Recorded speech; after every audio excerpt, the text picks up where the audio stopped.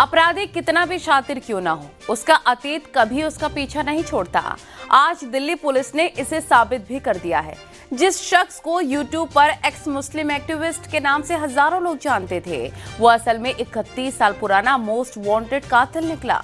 Police को कैसे शक हुआ और वो कौन सी बात थी जिसने सलीम वास्तिक का खूनी अतीत सबके सामने ला दिया, आपको इस रिपोर्ट में दिखाते हैं।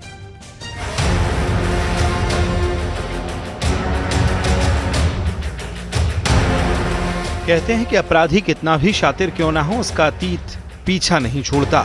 सलीम वास्तिक के साथ भी कुछ ऐसा ही हुआ। सवाल है कि पुलिस को कैसे शक हुआ और वो कौन सी बात थी जिसने सलीम वास्तिक का खूनी अतीत सबके सामने ला दिया। दरअसल न्यूज़ 18 को दिए एक इंटरव्यू में सलीम ने खुद स्वीकार किया था कि वो मार्शल आर्ट फाइटर है। मैं एक्चुअली मार्शल आर्ट फाइटर हूँ।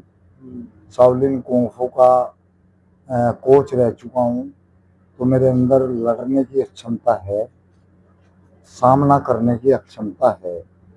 तो वो फाइट उस वक्त मेरे काम आई। मैंने 8-10 घूंसे भी मारे, लात भी मारी, एक की गर्दन भी पकड़ के रखी। लेकिन उस शीशे की जो टेबल मुझे मारी गई ना, उससे मैं थोड़ा हताश हो गया, कमजोर हो गया।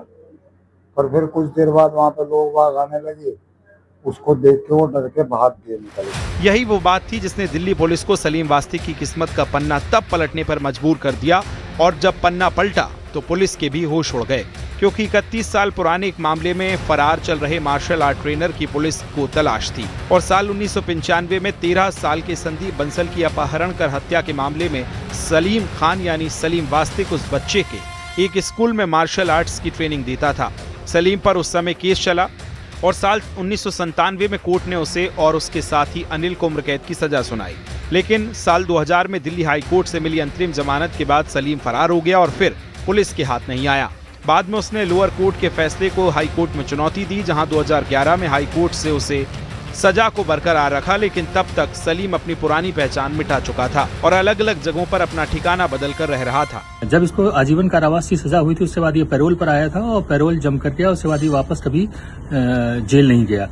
इस सूचना के आधार पर दिल्ली पुलिस की क्राइम ब्रांच की ARSC की टीम ने लोनी के इलाके में एक रेड करी और वहां से सलीम खान नाम के व्यक्ति को गिरफ्तार किया। जो इसकी इंटरोगेशन से मालूम चला और जो सूचना थी उसके हिसाब से ये पिछले काफी समय से अपना नाम बदलकर जो सलीम वास्तिक के नाम से इस इलाके में रह रहा था और अपनी आइडेंटिटी छुपा कर रखा हुआ था। इधर सलीम वास्तिक केस की जांच के दौरान ही दिल्ली पुलिस की क्राइम ब्रांच के इंस्पेक्टर रॉबिन त्यागी की टीम को एक गुप्त सूचना मिली कि ये चर्चित एक्टिविस्ट ही असल में पुराना मोस्ट वांटेड मुजरिम है। पुलिस ने पुराने रिकॉर्ड्स, फिंगरप्रिंट्स और फोटो का मिलान किया तो पैरों तले जमीन खिसक गई, क्योंकि ये वही सलीम खान निकला जिसने 31 साल पहले 13 साल के बच्चे की अपहरण कर हत्या की थी।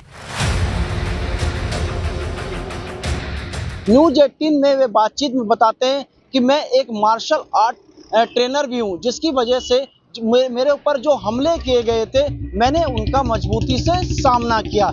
बस यही बात जो सलीम वास्तिक ने जो न्यूज़ 18 चैनल पे बताई थी, तो कहीं ना कहीं माना जाए तो पुलिस भी इन कड़ियों से जोड़ती है और सलीम वास्तिक तक पहुंच जाती है। अदालती रिकॉर्ड और उसके फिंगरप्रिंट मैच होते हैं, जिसके बाद सलीम वास्तिक दिल्ली पुलिस की गिरफ्त में आ जाता है और सलीम वास्तिक को दिल्ली पुलिस लोनी उसके घर से गिरफ्तार करके तिहाड़ जेल भेज देती है।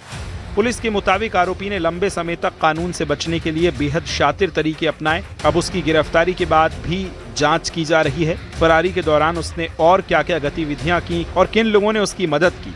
करीब 31 साल पुराने सनसनीखेज में आरोपी की गिरफ्तारी को दिल्ली पुलिस की बड़ी कामयाबी माना जा रहा है, जिसने एक बार फिर साबित किया कि कानून से बचना आसान नहीं है। Bureau report, news 18।